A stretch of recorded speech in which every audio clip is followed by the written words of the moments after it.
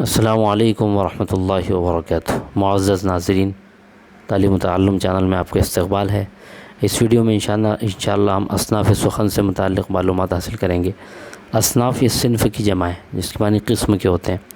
تو سخن کی قسمیں، اس میں شعری اصناف بھی داخل ہیں اور نثری اصناف بھی داخل ہیں۔ اب شعری اصناف، شاعری کی قسمیں آپ جانتے ہیں، حمد، نعت، قصیدہ، مرثیہ، مثنوی وغیرہ، یہ سب شاعری کی قسمیں ہیں۔ آج ہم تفصیل سے انشاءاللہ ان کے بارے میں معلومات حاصل کریں گے، اس لیے کہ آپ کو جماعت نہم اور دہم کے سوالیہ پرچوں میں اس کا ایک سوال لازمی طور پہ پوچھا جاتا ہے اصناف سخن سے متعلق۔ آپ انشاءاللہ اس کو اگر غور سے مکمل اس ویڈیو کو دیکھ لیں تو اللہ کی ذات سے امید ہے کہ آپ انشاءاللہ آسانی سے اس سوال کو حل کر سکیں گے، اور اس میں اس کے جو مارکس ہیں وہ آپ کو مکمل انشاءاللہ مل سکتے ہیں، کیونکہ وہاں پر صرف تعریف دی ہوئی ہوتی ہے۔ آپ کو صرف یہ کرنا ہوتا ہے کہ آپ کو صرف وہاں نام لکھنا ہوتا ہے کہ کون سی صنف ہے۔ یہ تو بہت آسان سی چیز ہے۔ اس کے لیے آپ اگر سمجھ بھی لیتے ہیں اچھی طرح سے تو انشاءاللہ بہت آسانی سے مارکس آپ کو مل سکیں گے۔ تو اب ہم آگے انشاءاللہ تفصیل سے دیکھتے ہیں، ان تمام اصناف کے بارے میں ہم معلومات حاصل کرتے ہیں۔ تو سب سے پہلے ہم یہاں دیکھ رہے ہیں حمد، دعا، مناجات، نعت اور منقبت۔ تو یہ حمد، دعا اور مناجات، یہ جو حمد، دعا اور مناجات ہیں، یہ تینوں کا تعلق اللہ تعالیٰ کی ذات سے ہے، اس لیے کہ حمد میں اللہ تعالیٰ کی تعریف و توصیف بیان کی جاتی ہے، اس کی قدرت کی کاریگری کو بیان کیا جاتا ہے، اس کے اوصاف کا تذکرہ کیا جاتا ہے۔ تو اب یہاں پر تینوں چیزیں اللہ تعالیٰ کی ذات سے تعلق رکھتی ہیں۔ جب شاعر اپنے کلام میں اللہ تعالیٰ کی تعریف و توصیف بیان کرتا ہے، اسے حمد کہتے ہیں۔ تو اب حمد کے معنی تعریف کے ہوتے ہیں، اور یہ حمد خاص ہے اللہ کے ساتھ۔ تو آپ حمد یاد رکھیں تعریف کے معنی میں، اور اس سے آپ یہ ذہن میں رکھیں کہ جس نظم میں شاعر اللہ تعالیٰ کی تعریف و توصیف بیان کرتا ہے اسے حمد کہتے ہیں۔ اور ساتھ میں پھر آپ یہ یاد رکھیے دعا میں کیا ہوتا ہے کہ شاعر صرف اللہ تعالیٰ سے دعا کرتا ہے، یعنی اس میں وہ اللہ تعالیٰ کی بڑائی اور اس کے کمالات کا تذکرہ نہ کرتے ہوئے صرف دعا مانگتا ہے، تو اسے دعا کہتے ہیں۔ تو جب شاعر اپنے نظم میں یا اپنے کلام میں اللہ تعالیٰ سے دعا مانگتا ہے، اسے دعا کہتے ہیں۔ جیسے لب پہ آتی ہے دعا بن کے تمنا میری، اقبال کی جو بچوں کی دعا، وہ جو مشہور نظم ہے، تو وہ دعا ہے۔ اور جیسے اسی طرح سے مناجات میں دونوں چیزیں ہوتی ہیں۔ آپ حمد اور دعا اگر یاد رکھ لیں تو آپ آسانی سے مناجات پہچان لیں گے۔ کیسے؟ حمد اور دعا کا مجموعہ مناجات ہے۔ حمد میں جس طرح اللہ تعالیٰ کی تعریف بیان کی جاتی ہے، بالکل اسی طرح سے، اور دعا بھی، حمد میں اللہ کی تعریف بیان کی جاتی ہے اور دعا میں صرف دعا مانگی جاتی ہے۔ تو دونوں کو اگر جمع کر دیا جائے تو وہ مناجات ہے۔ یعنی مناجات شاعری کی وہ قسم ہے کہ جس میں اللہ تعالیٰ کی عظمت اور اس کی بڑائی کا تذکرہ بھی کیا جاتا ہے، اس کے اوصاف اور اس کی تعریف و توصیف بھی بیان کی جاتی ہے، اور ساتھ میں دعا بھی مانگی جاتی ہے۔ اسے مناجات کہتے ہیں۔ تو آپ اچھی طرح سے اس کو سمجھ لیجئے، حمد، دعا اور مناجات۔ اب اگر آپ سے سوال کیا جائے کہ وہ کون سی صنف ہے کہ جس میں شاعر اللہ تعالیٰ کی تعریف و توصیف بیان کرتا ہے اور ساتھ میں اللہ تعالیٰ سے دعا بھی مانگتا ہے، تو آپ لکھیں گے مناجات۔ تو یہ آپ ذہن میں رکھیے، اگر آپ اچھی طرح سے اس کو سمجھ لیتے ہیں، حمد اور دعا کو سمجھ لیجئے، اور اس کا جو مجموعہ ہے وہ دونوں کو ملا کے مناجات ہے۔ اسی طرح سے نعت تو آپ بالکل اچھی طرح سے، یعنی بالکل صاف بات ہے کہ یہ صرف اللہ کے رسول صلی اللہ علیہ وسلم کی ذات گرامی کے ساتھ مخصوص ہے۔ یعنی جس کلام میں یا جس نظم میں شاعر اللہ کے رسول صلی اللہ علیہ وسلم کے اوصاف کا تذکرہ کرتا ہے، آپ کی سیرت، آپ کے اخلاق کا تذکرہ کرتا ہے، وہ نعت کہلاتی۔ اب اس میں کئی طرح کے، یعنی نعت جو ہے اس میں آپ کے سیرت کا تذکرہ، آپ کے اخلاق کا تذکرہ، آپ کی پیدائش کا تذکرہ، معجزات کا ذکر، یہ سب کچھ آتا ہے۔ اگرچہ اس کے بھی الگ الگ نام ہیں، جیسے اگر معراج کا ذکر ہو تو معراج نامہ، اور پیدائش کے بارے میں اگر کوئی نظم ہے تو وہ مولود نامہ، اس طرح سے الگ نام بھی دیے گئے ہیں، لیکن وہ مجموعی طور پر اسے نعت کہیں گے۔ تو نعت میں ان کو خالص یاد رکھنا ہے کہ اللہ کے رسول صلی اللہ علیہ وسلم کی تعریف و توصیف اس میں بیان کی جاتی ہے۔ اب اسی طرح سے منقبت بھی بالکل خاص ہے۔ یہ اللہ کے رسول صلی اللہ علیہ وسلم کے آل اولاد، آپ کے خاندان سے تعلق رکھنے والے افراد اور صحابہ کرام، بزرگان دین کی تعریف و توصیف اس میں بیان کی جاتی ہے، اسے منقبت کہتے ہیں۔ تو اب حمد، مناجات، دعا، یہ اللہ تعالیٰ سے تعلق رکھنے والی چیزیں، نعت اللہ کے رسول صلی اللہ علیہ وسلم کی تعریف و توصیف بیان کرنا، اور منقبت میں یہ بزرگان دین اور صحابہ اور اللہ کے رسول کی آل اولاد کی تعریف و توصیف بیان ہوتی ہے۔ تو یہ اس طرح سے آپ اچھی طرح ذہن میں رکھیں گے۔ اور یہاں پر 2 اصناف اور میں نے یہاں پہ آپ کو نظر آ رہی نیچے، تو یہ ان کو ساتھ میں کیوں ذکر کیا؟ اس کی وجہ ہے کہ یہ ان سب میں جو ہے تعریف بیان کی جاتی ہے، ان سب میں تعریف ہوتی ہے، حمد میں، دعا میں۔ تو دعا میں تو صرف دعا مانگی جاتی ہے، لیکن چونکہ اس کا تعلق اللہ کی ذات سے، تو حمد، مناجات، نعت، منقبت، قصیدہ اور مرثیہ، ان سب میں تعریف بیان کی جاتی ہے۔ حمد میں اللہ کی تعریف ہوتی ہے، نعت میں اللہ کے رسول صلی اللہ علیہ وسلم کی تعریف ہوتی ہے، منقبت میں بزرگان دین کی تعریف ہوتی ہے، صحابہ کرام کی تعریف ہوتی ہے، اور قصیدہ اور مرثیہ میں، قصیدے میں کسی بادشاہ، نواب یا امیر کی تعریف بیان کی جاتی ہے۔ اور اس کے علاوہ قصیدے میں اور چیزوں کی بھی تعریف بیان کی جا سکتی ہے، جس میں جیسے آپ کے اس سال کے نصاب میں 10ویں میں اس کو شامل نہیں کیا، مطلب نصاب میں ہے وہ، لیکن اس سال اس کو پڑھایا نہیں جائے گا، تضحیق روزگار، اس میں گھوڑے کی جو ہے برائی بیان کی گئی۔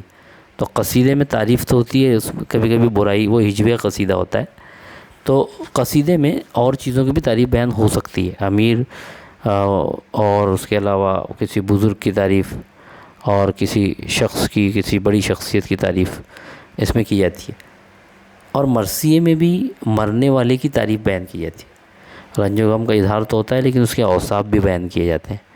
تو یہ تمام اصناف اس لیے یہاں پہ ایک ساتھ ذکر کی گئی کہ اس میں تعریف کا پہلو کہیں نہ کہیں موجود ہوتا ہے۔ تو حمد، مناجات، دعا، نعت، منقبت آپ اچھی طرح سمجھ چکے ہیں۔ اب ہم یہاں پہ اس کی تعریفات بھی یہاں آپ کے سامنے دکھائی دے رہی ہیں۔ یہ درسی کتاب ہی سے لی گئی ہے، یہ اسکرین شاٹ لیا گیا ہے، آپ اس کو اچھی طرح ذہن میں رکھ لیں۔ اس کے بعد اب ہم قصیدے اور مرثیے کو اچھی طرح سمجھتے ہیں۔ تو قصیدہ جو ہے اصل میں یہ قصد سے بنا ہے، اس کے معنی ارادے کے ہوتے ہیں۔ عربی شاعری میں یہ بہت مقبول صنف رہی ہے۔ تو قصیدہ جو ہے اصل میں عربی سے اردو شاعری میں آیا۔ تو اس میں کیا ہوتا ہے کہ شاعر بادشاہ کی یا امیر وزیر کی تعریف بیان کرتا ہے، اور اس کو قصیدہ کیوں کہتے ہیں؟ اس لیے کہ شاعر اس میں یہ ارادہ کرتا ہے، یعنی بادشاہ یا امیر یا نواب کی تعریف سے انعام و اکرام حاصل کرنے کا ارادہ کرتا ہے، تو یہ قصیدہ اس کو کہا جاتا ہے۔ تو اب قصیدے کے بارے میں آپ کیا کہیں گے؟ یعنی اس کی تعریف اس طرح بیان کی جائے گی کہ جس نظم میں کسی نواب، امیر یا بادشاہ کی تعریف بیان کی جائے تو اسے قصیدہ کہتے ہیں۔ اب اس میں کئی طرح کے سوالات آ سکتے ہیں۔ ایک تو یہ آ سکتا ہے کہ امیر، بادشاہ یا نواب کی تعریف بیان کی جائے تو آپ اس کے آگے لکھ سکتے ہیں قصیدہ۔ لیکن اگر یہ تعریف آ جائے کہ وہ صنف جس کے اجزاء تشبیب، گریز، مدح اور عرض مدعا یا حسن طلب ہوتے ہیں، تو اس میں بھی آپ قصیدہ لکھیں گے۔ اس کے 4 اجزاء ہیں دیے ہوئے ہیں یہاں پر، تشبیب، گریز، مدح اور عرض مدعا یا حسن طلب۔ تو یہ 4 اجزاء یہاں پہ ذکر ہیں۔ تو کسی طرح سے بھی سوال آ جائے، اگر یہ سوال آ جائے، اس میں چونکہ پرشکو الفاظ استعمال ہوتے ہیں، بہت بھاری بھرکم الفاظ استعمال کیے جاتے ہیں، تو اگر یہ سوال آ جائے کہ وہ صنف جس میں استعارات اور تشبیہات کا خاص طور سے استعمال ہوتا ہے اور پرشکو الفاظ کا استعمال کیا جاتا ہے، تو اس میں بھی آپ کو قصیدہ ہی لکھنا ہے۔ تو سوال کسی بھی طرح ہے، آپ اچھی طرح سے اگر سمجھ لیتے ہیں صنف کو تو آپ آسانی سے اس کا جواب لکھ سکتے ہیں۔ قصیدے میں قصیدہ بھی غزل کی طرح ہوتا ہے۔ غزل میں جیسے مطلع ہوتا ہے، پہلے شعر کے دونوں مصروں میں قافیہ ہوتا ہے، ویسے قصیدے میں بھی ہوتا ہے۔ پہلے شعر کے دونوں مصروں میں قافیہ ہوتا ہے اور بعد میں دوسرے مصرے میں قافیہ ہوتا ہے۔ لیکن قصیدے میں کیا ہوتا ہے کہ قصیدے میں کسی ایک شخص کی تعریف بیان ہوتی ہے پوری نظم میں، لیکن غزل میں ایسا نہیں ہوتا۔ غزل میں مستقل ہر شعر مستقل ہوتا ہے، ہر شعر کے معنی الگ ہوتے ہیں، ہر شعر آزاد ہوتا ہے اپنے مطلب کے اعتبار سے، معنی اور مطلب کے اعتبار سے۔ تو یہ اگر آپ اچھی طرح سے سب سمجھ لیتے ہیں تو آپ کو قصیدے کے بارے میں کوئی بھی سوال آ جائے آپ آسانی سے اس کو لکھ سکتے ہیں۔ اس کے بعد ہم نے دیکھا تھا مرثیہ۔ تو مرثیہ کسے کہتے ہیں؟ یہ اصل میں رثا لفظ ہے، یہ جو اس سے نکلا ہے۔ تو وہ کہتے ہیں یعنی مرنے والے کی خوبیاں بیان کرنا، اور یہ مرثیہ کہلاتا ہے۔ تو مرنے والے کو رونا، اس کی خوبیاں بیان کرنا، یہ عربی سے فارسی زبان میں آیا، وہاں سے اردو میں آیا۔ اور مرثیے میں کو آپ میں کی تعریف اصل کیا ہے کہ کسی مرنے والے پر کے اوصاف بیان کر کے، اس کی خوبیاں یاد کر کے بیان کر کے اس پہ رونا، رنج و غم کا اظہار کرنا، یہ مرثیہ ہے۔ تو اب ایک تعریف تو یہ آسانی سے آپ سمجھ گئے، لیکن اگر اس میں یہ پوچھا جائے کہ وہ صنف جس میں کربلا کے واقعے کا تذکرہ ہوتا ہے اور شہادت کا ذکر ہوتا ہے، تو آپ وہاں پہ کربلائی مرثیہ لکھیں گے۔ یا اگر یہ سوال پوچھا جائے کہ کسی شخص کی موت پر رنج و غم کا اظہار کیا جاتا ہے تو اس کو شخصی مرثیہ، اس میں دو قسمیں ہو جاتی ہیں، کربلائی مرثیہ اور شخصی مرثیہ۔ اس کے اعتبار سے آپ اس کی تعریف بھی اس کے سامنے اس کی صنف لکھیں گے۔ اگر کربلائی مرثیہ کا ذکر ہے تو کربلائی مرثیہ لکھیں گے، اگر شخصی مرثیہ کسی شخص کی موت پر رنج و غم کا اظہار کے بارے میں بات کہی جا رہی تو شخصی مرثیہ لکھیں گے۔ اور یہ سوال بھی پوچھا جا سکتا ہے کہ وہ صنف جس میں چہرہ، سراپا، رخصت وغیرہ جس کے اجزاء ہیں، وہ کون سی صنف ہے؟ تو آپ اس کے سامنے بھی مرثیہ لکھیں گے۔ آپ کے سامنے یہ 8 اس کے اجزاء دیے ہوئے ہیں جو آپ کو پوچھے تو نہیں جائیں گے، لیکن آپ یہ یاد اس لیے رکھیں کہ اگر اجزاء کے تعلق سے بھی پوچھ لیا جائے تو آپ آسانی سے اس کا جواب لکھ سکیں۔ چہرہ، سراپا، رخصت، آمد، رجز، رزم، شہادت اور بین۔ اس کو یاد رکھنے کا بھی آسان طریقہ ہے، چہرے میں تمہید ہوتی ہے، یعنی وہ جو کربلا کا واقعہ ہے تو وہ بیان کرنے سے پہلے شاعر مرثیے کی تمہید باندھتا ہے، تو وہ چہرہ کہلاتا ہے۔ تو چہرہ، اس کے بعد سراپا، جو اس میں جو کردار ہیں کربلا میں کے واقعے میں، تو ان کا حلیہ بیان کیا جاتا ہے۔ تو پہلے تمہید، پھر حلیہ، پھر اس کے بعد وہ رخصت ہوتے ہیں جنگ کے لیے، تو رخصت، پھر آمد، وہ جنگ کے میدان میں آتے ہیں، پھر اس کے بعد آ کر اپنے باپ دادا کی بڑائی بیان کرتے ہیں تو وہ رجز میں آ جاتا ہے۔ رزم میں میدان جنگ کے واقعات بیان ہوتے ہیں، اور پھر شہادت ہو جاتی ہے، اور اس کے بعد پھر رونا دھونا ہوتا ہے بین میں۔ تو اب یہ ترتیب ہے، یہ پورے ترتیب سے آپ ذہن میں رکھ سکتے ہیں، چہرہ، پھر سراپا، پھر رخصت، پھر آمد، پھر رجز، رزم، شہادت اور بین۔ تو اس طرح آپ ترتیب سے یاد رکھ سکتے ہیں۔ تو آپ اچھی طرح اگر اس کو ذہن میں بٹھا لیں تو انشاءاللہ آپ کو کوئی تکلیف نہیں آئے گی۔ اسی طرح ایک بہت اہم صنف اردو شاعری میں وہ مثنوی ہے۔ مثنوی اصل میں یہ عربی میں آپ نے سنا بھی ہوگا تثنیہ، یعنی تثنیہ میں کیا ہوتا ہے؟ دو کے لیے جو ہے عربی میں تثنیہ استعمال ہوتا ہے، جیسے کتابان، 2 کتابیں، تو یہ تثنیہ ہے۔ تو اردو میں کیا ہوتا ہے؟ واحد اور جمع ہوتا ہے، لیکن عربی میں واحد، تثنیہ اور جمع ہوتا ہے۔ تو یہ جو لفظ ہے، یہ مثنوی جو ہے، یہ عربی لفظ ہی سے نکلا ہے، اور اس کے معنی بھی 2 کے آتے ہیں۔ تو اس کو اس معنی میں، اس کی لفظی معنی اگر ہم اس طرح کر رہے ہیں تو کیوں اس کو یہ کہا جاتا ہے؟ تو اس کی وجہ یہ ہے کہ اس میں ہر شعر کے قافیے الگ ہوتے ہیں، یعنی دونوں مصرے کے ہر شعر میں 2 مصرے ہوتے ہیں، تو 2 مصروں کی قافیہ الگ، پھر اگلے 2 مصروں کی قافیہ الگ، پھر اس کے بعد والے 2 مصروں کی قافیہ الگ، تو 2 مصروں کے قافیے الگ ہوتے چلے جاتے ہیں، اس لیے اس کو مثنوی کہتے ہیں۔ اب مثنوی کہتے کس کو ہیں، اس کی اصل تعریف آپ کو یاد رکھنی ہے، تو آپ بہت آسان اس کو یہ یاد رکھ لیں، بس اس میں کسی واقعے کا ذکر ہوتا ہے، کسی کہانی کو یا واقعے کو بیان کیا جاتا ہے، مسلسل بیان کیا جاتا ہے تسلسل کے ساتھ، یعنی اس میں دوسری باتیں نہیں ہوتی، صرف قصہ بیان ہوتا ہے۔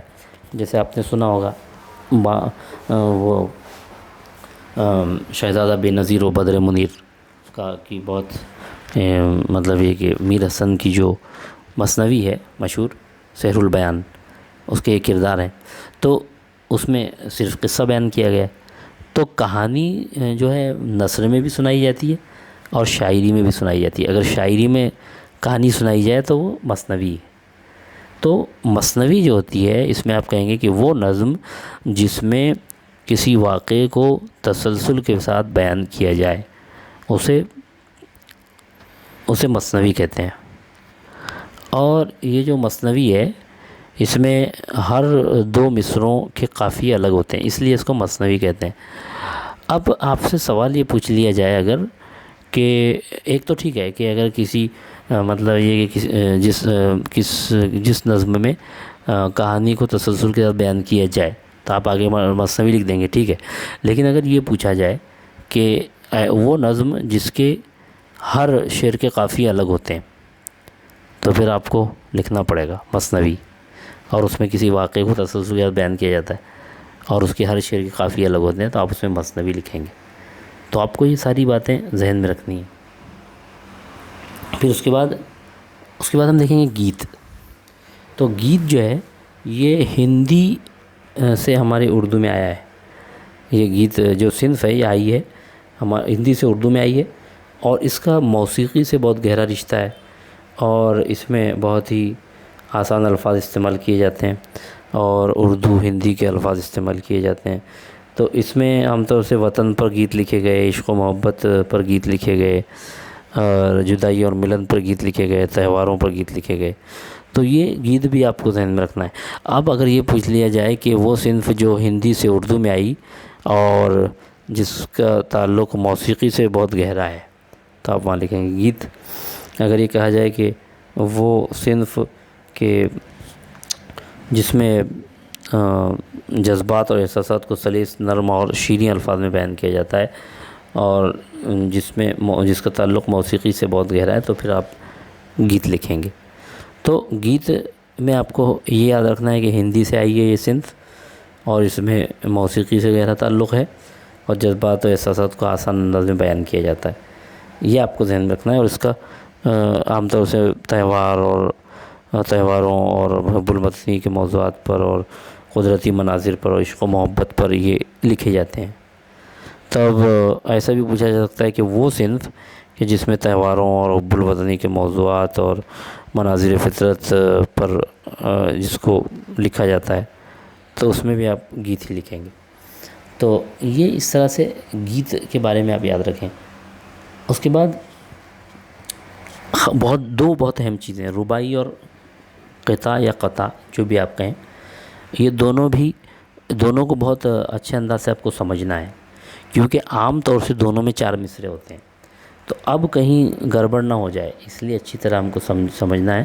تو رباعی کے معنی ہی 4 مصروں والی، ربع عربی میں 4 کو کہتے ہیں، یعنی اربع یعنی 4 ہوتے ہیں، تو ربع اسی سے رباعی بنا ہے، یعنی 4 مصروں والی نظم کو رباعی کہتے ہیں۔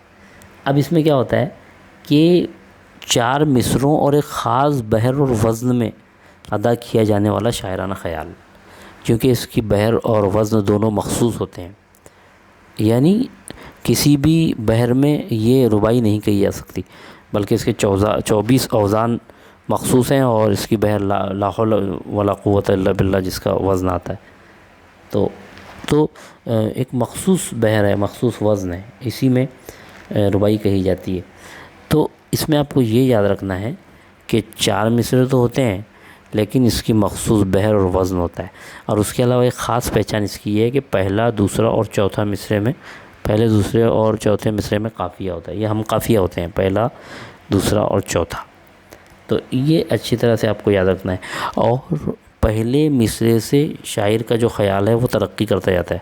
پہلے شاعر پہلے مصرعے سے اپنی بات پیش کرنا شروع کرتا ہے، اور پھر دوسرے اور تیسرے اور پھر چوتھے مصرعے میں جا کر اس کی بات مکمل ہوتی ہے، اور وہ وہاں پہ وہ چوتھے مصرعہ جو ہے، وہ چوتھا مصرعہ بہت زوردار ہوتا ہے۔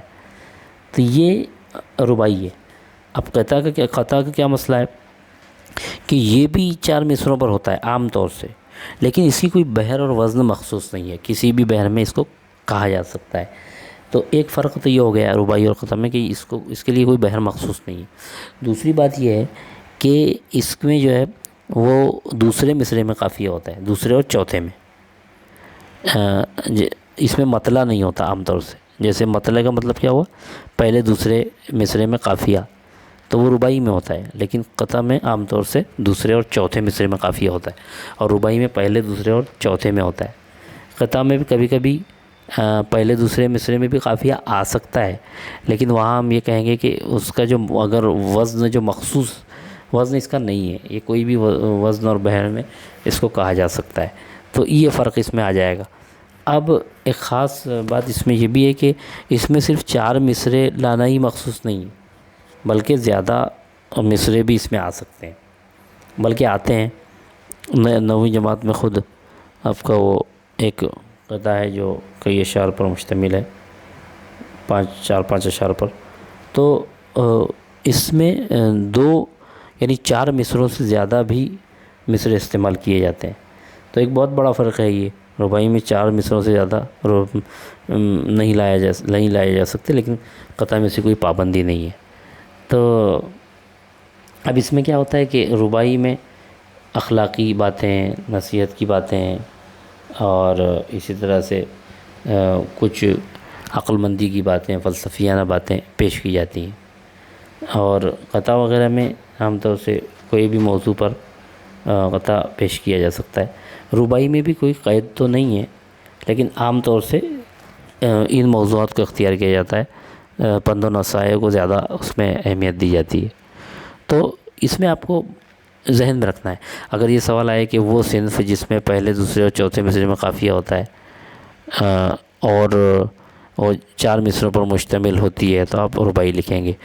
اور اس میں اگر یہ آ جائے کہ وہ صنف جس میں وزن اور بحر مخصوص ہوتے ہیں، جس کے 24 اوزان ہیں، تو بھی آپ رباعی لکھیں گے۔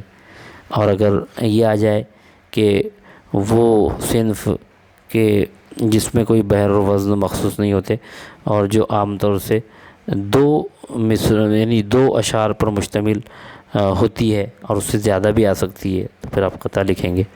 قطع کا معنی اصل میں ٹکڑے کے ہوتے ہیں۔ دیکھیے یہاں پر ہم دیکھتے ہیں، تو کیا ہوتا ہے کہ غزل یا قصیدے میں کیا ہوتا ہے کہ کوئی خیال اگر شاعر 2 اشعار میں پیش کر رہا ہے، کیونکہ غزل یا قصیدے میں کیا ہوتا ہے، ہر شعر میں مطلب یہ کہ ہر شعر اپنے الگ ہوتا ہے، لیکن اگر کوئی بات یا کوئی خیال شاعر 2 اشعار میں پیش کرنا چاہتا ہے، ایک ساتھ 2 اشعار میں، تو وہ اس کو قطع یا ٹکڑا کہا جاتا ہے اس کا، لیکن اور وہ قطعاً اشعار بھی کہا جاتا ہے۔ لیکن آج کل غزل یا قصیدے میں ایسے اشعار شعراء نہیں کہہ رہے ہیں، بلکہ وہ کیا کر رہے ہیں کہ الگ سے 2 اشعار یعنی 4 مصرعوں پر مشتمل وہ مضمون نظم کرتے ہیں، یعنی کوئی اپنا خیال پیش کرتے ہیں 4 مصرعوں پر، تو وہ اس کو قطع کہا جاتا ہے۔ تو اب اگر یہ بھی آ جائے کہ 2 یا 2 سے زیادہ شعروں میں کوئی مسلسل مضمون کسی صنف میں اگر نظم کیا جائے جس میں کوئی وزن اور بحر مخصوص نہ ہو، اور اس میں عام طور سے مطلع نہ ہو، تو پھر آپ اس کے لیے بھی قطع لفظ استعمال کر سکتے ہیں۔ اس میں بھی قافیہ اور ردیف کی پابندی ہوتی ہے، قافیوں کی خاص طور سے۔ تو اس طرح سے آپ رباعی اور قطع کو جب اچھے سے سمجھ لیں گے تو انشاءاللہ اس میں آپ کنفیوز نہیں ہوں گے۔ تو اس کے بعد ہم دیکھتے ہیں غزل کے بارے میں۔ تو غزل کی کوئی آپ ایسے مخصوص تعریف تو نہیں کر سکتے، بس یہ کہیں گے کہ وہ صنف کہ جس کا پہلا شعر مطلع کہلاتا ہے، اور جس کا ہر شعر اپنے مطلب کے اعتبار سے، معنی کے اعتبار سے آزاد ہوتا ہے اور مکمل ہوتا ہے، اور جس کا آخری شعر مقطع کہلاتا ہے۔ تو اس طرح سے آپ غزل کی تعریف آپ ذہن میں رکھیں گے۔ اب غزل کے تعلق سے اگر سوالات آ جائیں کہ وہ صنف جس کا ہر شعر اپنے معنی اور مطلب کے اعتبار سے آزاد ہوتا ہے، تو پھر آپ لکھیں گے کہ اس میں بھی غزل لکھیں گے۔ اور اگر یہ پوچھ لیا جائے کہ جس کا پہلا شعر مطلع اور آخری شعر مقطع کہلاتا ہے، تو بھی آپ غزل لکھیں گے۔ تو یہ باتیں آپ کو اچھی طرح ذہن میں رکھنی ہیں تاکہ آپ یہ مارکس آسانی سے حاصل کر سکیں۔ اور صرف مارکس حاصل کرنے کی بات نہیں ہے، بلکہ اردو ادب کے طالب علم کی حیثیت سے یہ تمام باتیں ہمارے ذہن میں رہنی چاہیے۔ اب ایک بہت خاص چیز جس میں عام طور اس میں بہت پریشانی ہوتی ہے کہ نظم کی جو قسمیں ہیں وہ آپ کو ذہن میں رکھنی ہے، تو بہت آسانی سے انشاءاللہ آپ کو یہ سمجھ میں آئے گا۔ آزاد، پہلے ہم آزاد نظم سے لیتے ہیں۔ آپ ان کے لفظ الفاظ پر غور کیجیے، ان کے معنی پہ غور کیجیے۔ آزاد نظم، وہ نظم جو آزاد ہو، یعنی اس کے لفظی معنی سے ہم کو بات سمجھ میں آ رہی ہے۔ تو آزاد نظم کسے کہیں گے؟ یعنی سمجھو اگر یہ آپ کو کوئی ایسی تعریف دے دی گئی تو آپ کیسے پہچانیں گے کہ آزاد نظم کون سی ہے، معرہ کون سی ہے، اور پابند نظم کون سی ہے؟ تو آزاد نظم کسے کہیں گے کہ جو آزاد ہوتی ہے، جس کے مصرعے چھوٹے بڑے ہوتے ہیں، جس میں بحر اور وزن کا اور قافیوں کا اتنا خیال نہیں رکھا جاتا۔ جیسے دیکھو یہاں پہ اس کی تعریف میں یہ بات لکھی گئی، آزاد نظم ایسی نظم ہے، آزاد نظم ایسی نظم ہے کہ جس میں نہ قافیے کی پابندی، نہ بحر کے استعمال میں جو مروجہ اصول ہیں، جو رائج اصول ہیں، ان کا بھی لحاظ نہیں کیا جاتا، مصرعے بھی چھوٹے بڑے ہوتے ہیں۔ تو یہ اس کی ایک آسان پہچان میں آپ کو بتاتا ہوں کہ اس میں مصرعے چھوٹے بڑے ہوتے ہیں، آزاد ہوتی ہے یہ نظم۔ تو اب اگر ایسا پوچھ لیا گیا کہ وہ صنف جس میں قافیوں کا اتنا خیال نہیں رکھا جاتا اور میں مصرعے چھوٹے بڑے ہوتے ہیں، تو آپ وہاں لکھیں گے آزاد نظم۔ اور اگر یہ تو ہو گئی آزاد کی بات، آزاد سے آپ نے اس کو پہچان لیا۔ اب پابند نظم ہم دیکھتے ہیں، اس کی ضد ہے پابند نظم، جس میں پابندی کی گئی ہو، یعنی بحر کے اصولوں کی، وزن کی پابندی کی گئی ہو، قافی اور ردیف کی پابندی کی گئی ہو۔ تو پابند نظم میں کیا ہوتا ہے کہ اس میں پابندی کی جاتی ہے، اور اس میں کیا ہوتا ہے کہ جو بھی اصول بنائے گئے ہیں بحر کے، وزن کے، ان تمام چیزوں کی پابندی ہوتی ہے۔ اب اس میں بھی بہت سی قسمیں ہیں، جیسے مربع، مخمس، مسدس، ترکیب بند، ترجیح بند، گیت وغیرہ۔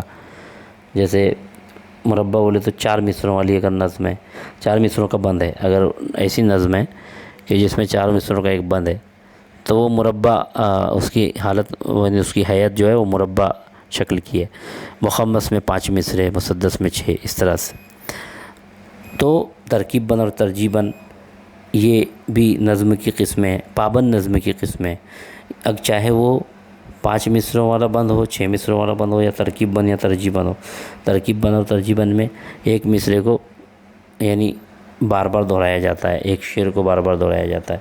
تو یہ جو نظم کی قسمیں ہیں، مخمس ہو، مسدس ہو، ترکیب بند، ترجیح بند، گیت ہو، اس میں قافیے، ردیف اور بحر اور وزن کا خیال رکھا جاتا ہے۔ تو یہ پابند نظم ہوتی ہے، اس میں پابندی کی جاتی ہے۔ تو آزاد نظم اور پابند نظم آپ اچھی طرح سمجھیں، یعنی وہ نظم جس میں مروجہ اصولوں کا خیال رکھا جاتا ہے۔ اب اسی سے ایک وہ نظم ہے کہ جس میں نظم معرہ کا مطلب ہوتا ہے خالی، یعنی وہ نظم کہ جس میں مصرعے تو برابر ہوں لیکن اس میں قافیے وغیرہ نہ ہوں، قافیوں سے خالی ہو جو، تو اسے ہم کہیں گے، اسے ہم معرہ، نظم معرہ کہیں گے۔ تو تمام مصرعے وزن کے لحاظ سے برابر ہوتے ہیں لیکن قافیے اس میں استعمال نہیں ہوتے۔ تو آپ کیا دیکھیں گے، آپ یہ دیکھیں گے اگر مصرعے چھوٹے بڑے ہیں، یعنی اگر آپ کی ایسا سوال پوچھا گیا ہے کہ وہ نظم جس میں مصرعے چھوٹے بڑے ہوتے ہیں اور مروجہ اصولوں کا خیال نہیں رکھا جاتا، تو اس میں آپ آزاد نظم لکھ دیں گے۔ لیکن اگر یہ پوچھا گیا ہے کہ وہ نظم جس میں تمام مطلب اصولوں کا خیال رکھا جاتا ہے اور بحر وزن کا خیال رکھا جاتا ہے، قافیے ہوتے ہیں، تو اس میں آپ پابند نظم لکھیں گے۔